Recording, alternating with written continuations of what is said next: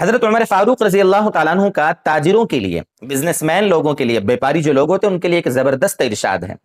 آج اگر ہمارے دکاندار، جو مسلم دکاندار ہے، اگر ان اصول کو فالو کریں، غیر ایمان والے بھی کریں، اچھی بات ہے، کوئی مسئلہ نہیں ہے، لیکن چونکہ ہم مسلمان ہیں تو مسلمانوں کو سمجھائیں گے کہ جو تاجر و بزنس مین لوگ ہیں نا، حضرت عمر رضی اللہ تعالیٰ عنہ کے اس ارشاد پر اگر عمل کر لیں تو بازار سے بہت سارے جھگڑے، بہت ساری غلط چیزیں، بہت ساری خرافات، بہت ساری غلط لین دین، حرام چیزیں، بہت ساری سب ختم ہو جائیں۔ وہ حضرت عمر رضی اللہ عنہ کا ارشاد کیا ہے؟ ترمذی شریف میں بھی آیا ہے، ابو داؤد وغیرہ میں بھی ہے، زبردست ہے یہ۔ لا یبع فی سوقنا الا من تفقہ فی الدین، یہ حضرت امام ترمذی رحمۃ اللہ علیہ نے حضرت عمر کا یہ قول نقل کیا اپنی کتاب میں۔ سبق پڑھا رہے تھے ہم کتاب میں، تو یہ وہاں قول آیا تو میں نے سوچا کہ اپنے دوستوں اور اپنے ویورز کے سامنے، خاص طور سے جو تاجر احباب ہے، جو بزنس مین لوگ ہیں، ان کے سامنے حضرت عمر کا یہ ارشاد ہونا چاہیے۔ کیا مطلب ہے اس ارشاد کا، اس جملے کا؟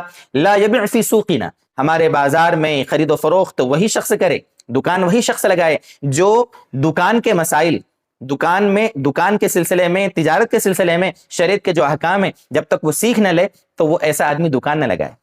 عجیب بات ہے میرے دوستو، آج دنیا میں دیکھو، بازار میں کسی کو دکان لگانا ہو، جس کی مرضی وہ کچھ بھی دکان لگا لیتا ہے، کوئی بھی چیز بیچنے چلا جاتا ہے، حلال ہے، حرام ہے، صحیح طریقہ ہے، غلط طریقہ ہے، ناجائز طریقے سے تو کمائی نہیں ہو رہی ہے، کس کو بیچنا جائز ہے، کس کو بیچنا ناجائز ہے، طریقہ کیا ہے، اس کے بارے میں کسی سے پوچھ لیں، کسی مفتی صاحب کے پاس بیٹھ جائیں، کسی عالم صاحب کے پاس بیٹھ کر مسائل سمجھ لیں، اس کی کسی کو توفیق نہیں ہوتی، الا ماشاء اللہ۔ 100 میں سے 1-2 لوگ ہوتے ہیں بیچارے جن کو ذرا آخرت کی فکر ہوتی ہے، اور وہ پوچھ لیتے ہیں کہ مفتی صاحب میں فلاں دکان کھول رہا ہوں، اس میں یہ طریقہ ہے، یہ چیز بیچنا جائز ہے کہ ناجائز ہے۔ بہت سارے لوگ تو اس بارے میں سمجھتے ہیں کہ کیا کسی عالم صاحب سے، مفتی صاحب سے پوچھنے کی ضرورت ہے، ان کو کیا آتا، ان کو دکانداری کیا آتی، وہ تو ملا لوگ ہیں، بس مسجد اور مدرسے کے ہوتے ہیں، ان کو کیا معلوم۔ نہیں میرے دوستو، یہ آپ کی غلط فہمی ہے۔ علماء کے پاس جو نماز کے، روزے کے، زکوٰۃ وغیرہ کے مسائل ہوتے ہیں نا، ان کو پتا ہوتا ہے، تو ایسے میرے دوستو تجارت کے صحیح مسائل بھی علماء آپ کو بتائیں گے۔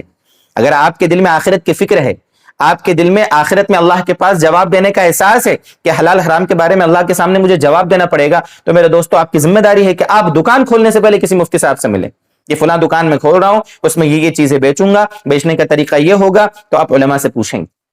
جب تک علماء سے نہیں پوچھیں گے میرے دوستو، ہو سکتا ہو آپ غلط فہمی میں ہو سکتا ہو آپ سمجھ رہے ہیں کہ میں صحیح طریقے سے کر رہا ہوں، ہو سکتا ہو غلط طریقہ ہو۔ جیسے میں مثال دوں 1-2 کہ لوگ اس کو صحیح سمجھ کے کرتے ہیں لیکن وہ چیز غلط ہے، علماء کے پاس پوچھتے نہیں ہیں۔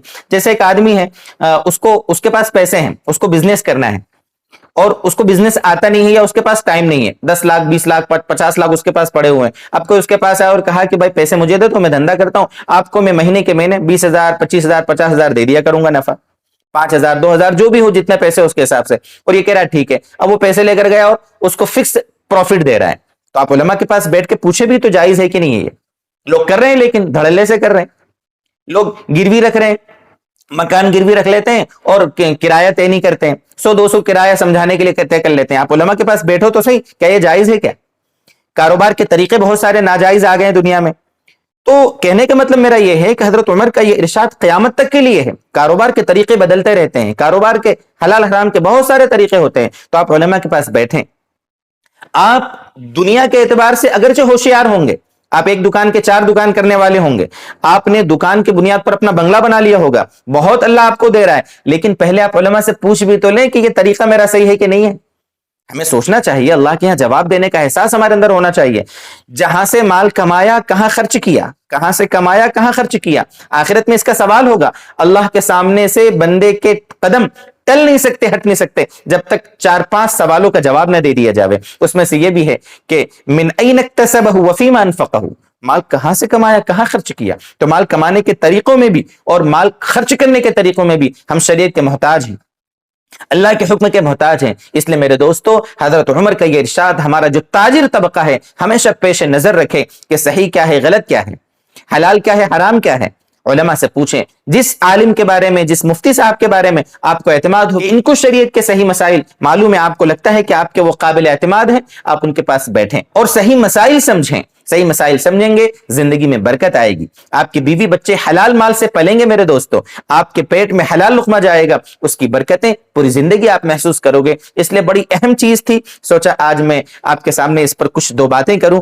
اگر آپ کو دل پہ لگی بات اور سمجھ میں آئی تو آپ اپنے تاجر دوستوں کو بھی یہ شیئر کریں, ان کے سامنے یہ بات بتائیں. اللہ کرے کہ یہ باتیں ہمیں سمجھ میں آئے اور ہمیں زندگی میں حلال روزگار اللہ تعالی مہیا فرمائے, ہمارے مالوں میں خوب برکت دے اور ہمیں صحیح حلال طریقے سے روزی کمانے کی سعادت عطا فرمائے. والسلام علیکم ورحمۃ اللہ وبرکاتہ.